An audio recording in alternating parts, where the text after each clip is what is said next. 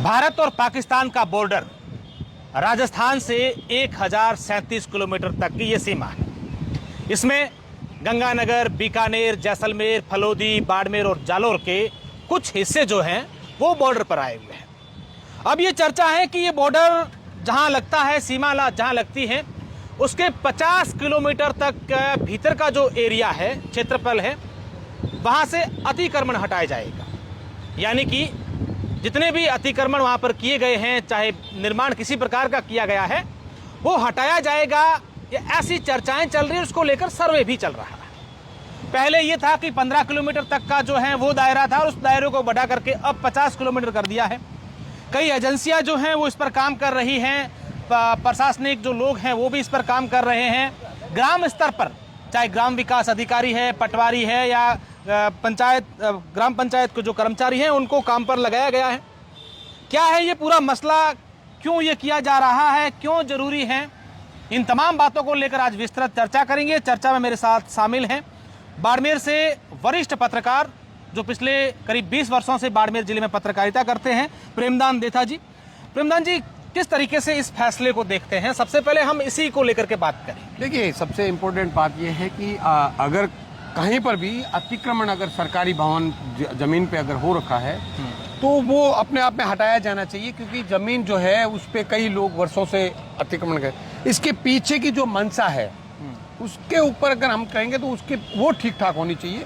हालांकि अतिक्रमण चाहे किसी का भी हो, चाहे वो बॉर्डर के पास में हो, चाहे वो बॉर्डर से दूरी पे हो, वो अतिक्रमण हटने चाहिए। और इसको लेकर के भारत सरकार की ओर से कोई न कोई गाइडलाइन जारी हुई है, और उसी के तहत बॉर्डर से पहले 15 किलोमीटर के दायरे के अंदर कई तरीके की चीज़ें जो है कि हो सकता है कि हमारे भारत देश के अंदर कई इस तरीके की जो अतिक्रमण हो रखे हैं, कुछ लोग सेंसिटिव भी इस चीज़ों को देख रहे हैं, तो उन चीज़ों को हटाया जाना चाहिए। इस तरीके की एक चीज़ें चल रही है और उसके ऊपर काम कर रहा है प्रशासन, कर रहा है, कई एजेंसियां काम कर रही है, और इसमें फील्ड में कई उच्च अधिकारी जो है वो भी घूम रहे हैं। मैं आपको बता दूं कि राजस्थान का जो 1070 किलोमीटर का जो ये बॉर्डर आ रहा है, चाहे वो गंगानगर की बात करें, चाहे वो हमारे बीकानेर की बात करें, हनुमानगढ़ की बात करें, और उसके साथ साथ जैसलमेर, बाड़मेर और कुछ जालौर का हिस्सा भी आता है। तो ऐसे में ये जो अतिक्रमण है उसमें अभी तक की जो चीजें निकल करके सामने आ रही है, या हमारे कुछ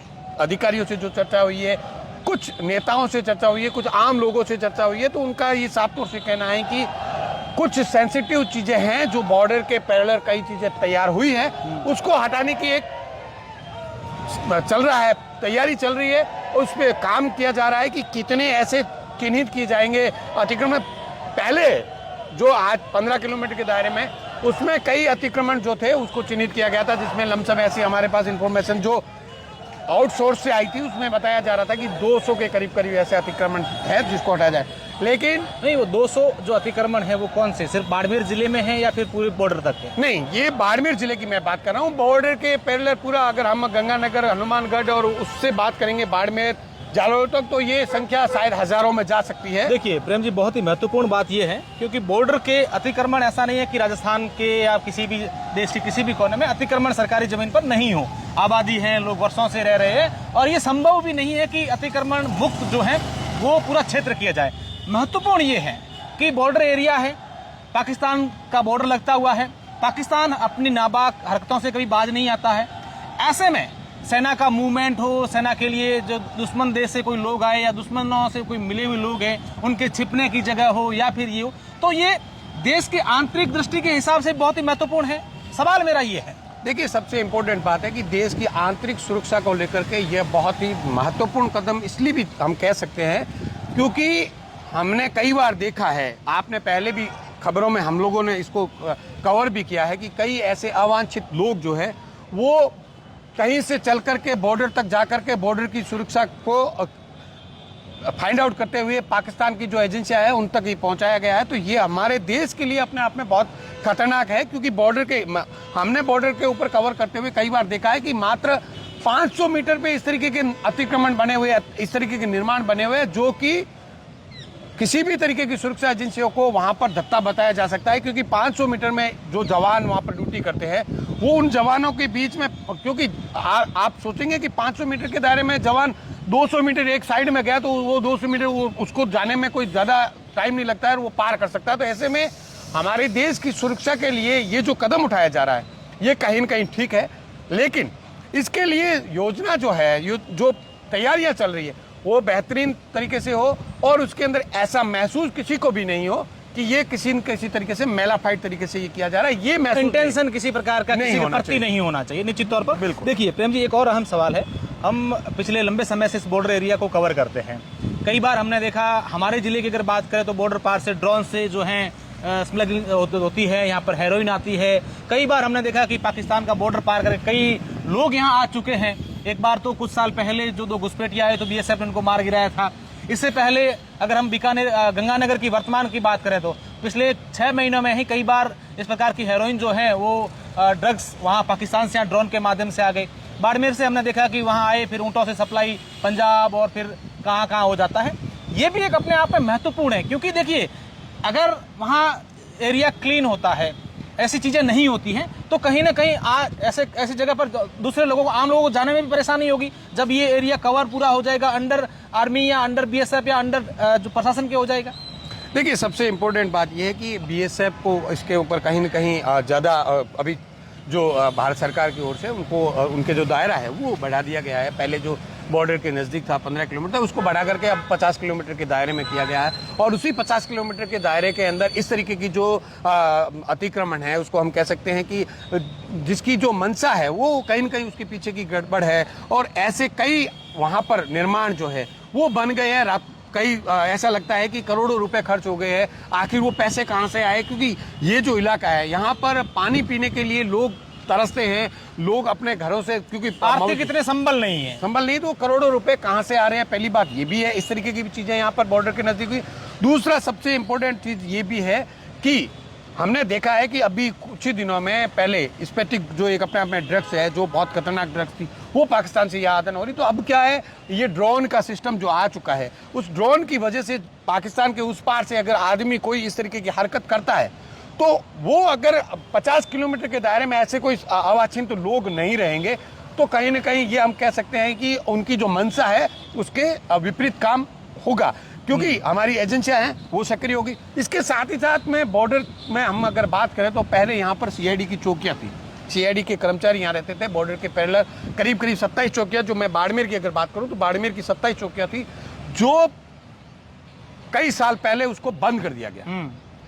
हम अगर बात करें सुरक्षा को यहाँ बढ़ाने की बात करें तो सबसे महत्वपूर्ण बात यह है कि यहाँ की जो ये ऐसी चौकियाँ थी इनको वापस से स्थापित किया जाए, क्योंकि आज भी वो स्थापित है, लेकिन उनके कर्मचारियों को यहाँ से हटा दिया गया, तो उनको वापस चालू करने की जरूरत है। क्योंकि ऐसे अगर कोई व्यक्ति है जो यहाँ पर बॉर्डर के पास में है तो वो सादे वर्दे में रहते थे, उनके आना जाना हर जगह होता था, क्योंकि उनकी ड्यूटी सिर्फ सुरक्षा को लेकर होती थी। तो ऐसे में हमारे जो गृह मंत्रालय है जो इसके ऊपर काम कर रहा है, जो भी एजेंसियां काम कर रही है, उनको चाहिए कि ये जो हमारी 27 चौकियां बंद हुई थी इनको वापस से चालू किया जाए।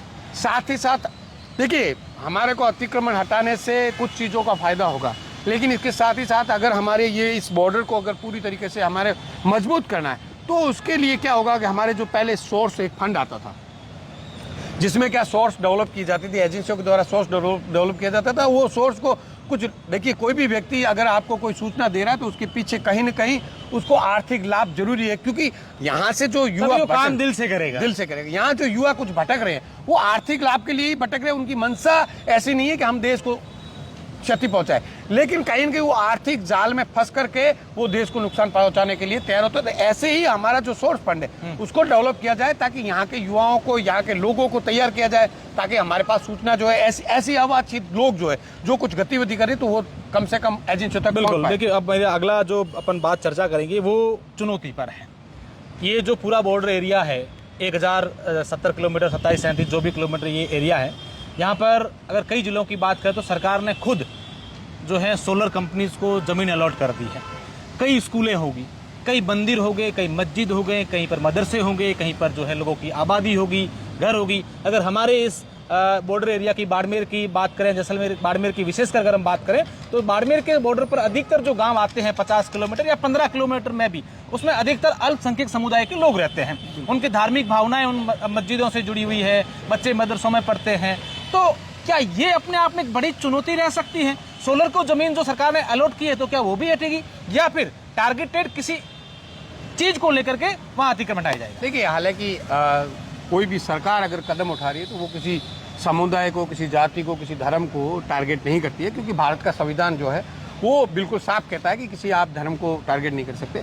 लेकिन हम ये कह सकते हैं कि बाड़मेर का जो बॉर्डर है, बाड़मेर या जैसलमेर का बॉर्डर, इसके पैरेलल रहने वाले जो लोग हैं वो बहुतायत में हम अल्पसंख्यक समुदाय का कह सकते हैं। और ऐसे में अगर कोई मस्जिद आती है टारगेट पे, अगर कोई मदरसा आता है टारगेट पे, तो कहीं ना कहीं उनकी ये बात हो सकती है, उजागर हो सकती है। लेकिन सरकार की जो मंशा होगी वो साफ तौर से हमारे देश की सीमा को मजबूत करने की मंशा है, और उसी के साथ में ये काम किया जा रहा है। हम भी ये चाहेंगे कि किसी भी धर्म को, किसी भी जाति को टारगेट नहीं करने की, क्योंकि हालांकि सरकार की ऐसी मंशा नहीं हो सकती, क्योंकि हमारा संविधान इसकी अनुमति नहीं देता है किसी भी धर्म को। मंशा चुनौती है। देखिए, सबसे बड़ी बात यह है कि मंशा नहीं होती है किसी भी चीज का। हमने उदाहरण देखा, जयपुर में अभी एक अतिक्रमण हटाया गया तो तमाम कई मंदिर भी हटे, कई मस्जिदें भी हटी, स्कूलें बंद हुई, लोगों के घर गिरे, उसमें सभी धर्मों के लोग थे, तो वो ठीक है। लेकिन कितनी बड़ी चुनौती होगी। आप देखिए, गड्रा है, गड्रा अगर हम शहर की बात करें तो बॉर्डर से 15 किलोमीटर ही भीतर है, 3 किलोमीटर 3 किलोमीटर है। तो क्या पूरा कस्बा में कई जगह अतिक्रमण होंगे, तो क्या वो भी हटेंगे? क्या ये अपने आप में, तो वो कैसे हटेंगे? ये अपने आप में चुनौती होगी, या फिर ये सर्वे किया जा रहा है कि उसमें कुछ चीजें और नई एड ऑन की जाएगी? देखिए, हालांकि इसका तो पूरी की तरीके से जब गाइडलाइन सामने आएगी तब हम इस बात पे अगर विस्तृत बात कर सकते हैं। लेकिन कहीं न कहीं ये जो चुनौती, जो आपने एक बात कही है, ये चुनौती, ये वाकई चुनौती का होगा, क्योंकि चाहे वो गैड़ा की बात करो, चाहे ऐसे कई बॉर्डर के पैरेलल गांव हैं जो बॉर्डर से 2 से 3 किलोमीटर के दायरे में आते हैं। वहाँ पर स्वाभाविक है, गवर्नमेंट की ज़मीन पे मस्जिद भी बनी होगी, गवर्नमेंट की ज़मीन पे मदरसा भी बना होगा। तो ऐसे जो चीज़ें ये बनी हुई है, इसको अगर अतिक्रमण के दायरे में लेकर के हटाने की अगर बात प्रशासन करता है, सरकार करती है, तो एक अपने आप में माहौल हो सकता है तैयार हो कि हमें टारगेट किया जा रहा है, क्योंकि इस इलाके में ज़्यादातर जो लोग हैं वो अल्पसंख्यक समुदाय रहते हैं। लेकिन इसको पाटने के लिए कि सरकार को एक योजना बना करके उनसे बातचीत कर करके, क्योंकि किसी भी चीज़ की पहले हम कोई भी सख्त कदम उठाएंगे उससे पहले हम उनका काउंसलिंग कराएंगे, उनसे बातचीत करेंगे, उनके बीच में जाएंगे, तो हो सकता है ये चीज़ें जो है, जो रूमर अभी फिलहाल पूरी तरीके से फैला हुआ है, उस पर ब्रेक लगेगा और ये बहुत स्मूथली काम हो पाएगा। निश्चित तौर पर ये बहुत ही महत्वपूर्ण जानकारी बॉर्डर एरियाज के लिए है कि किस तरीके से जो है वो ऑपरेशन क्लीन के तहत ये काम किया जा रहा है। अब देखने वाली बात होगी कि भारत की आंतरिक सीमा को मजबूत करने के लिए बहुत ही महत्वपूर्ण ये विषय है, बहुत ही गंभीर विषय है। पिछले कुछ समय से हम लोग देख रहे हैं कि पाकिस्तान बार बार अपनी नापाक हरकतों से बाज नहीं आ रहा है। तो क्या ये पाकिस्तान को एक बड़ा मैसेज है कि भैया आप किसी प्रकार की ऐसी हरकतों में नहीं उलझे, नहीं तो आपका इलाज तय है। धन्यवाद।